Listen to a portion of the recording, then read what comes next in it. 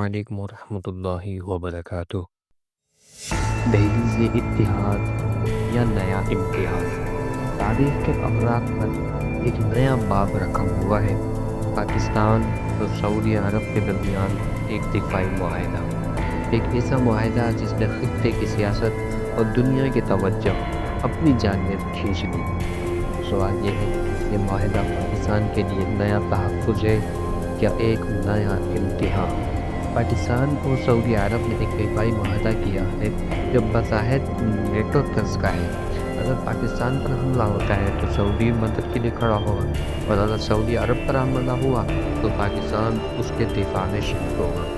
اس معاہدے کا ایک پہلو یہ بھی ہے کہ پاکستان کا جوہری دفاعی سہارا سعودی عرب کے لیے ڈھال بن سکتا ہے، ایک ایسا اعلان جو خطے کے توازن کو ہلا کر رکھ سکتا ہے۔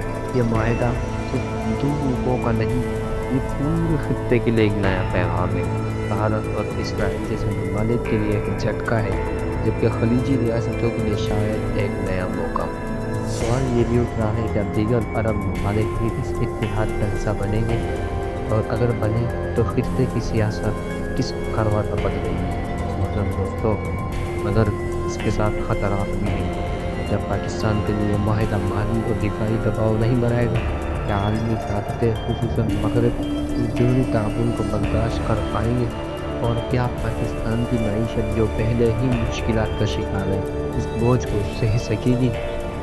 پاکستان نے ہمیشہ امت مسلمہ کا دفاع اپنا فریضہ سمجھا ہے۔ یہ معاہدہ اس ذمہ داری کا ایک اور اعلان ہے، لیکن یہ فیصلہ آنے والا وقت کرے گا کہ یہ اتحاد پاکستان کے لیے نئی طاقت ہے یا نئے امتحان کی دہلیز۔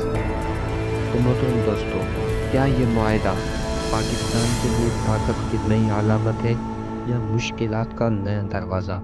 کمنٹ میں اپنی رائے کا اظہار ضرور کیجیے گا۔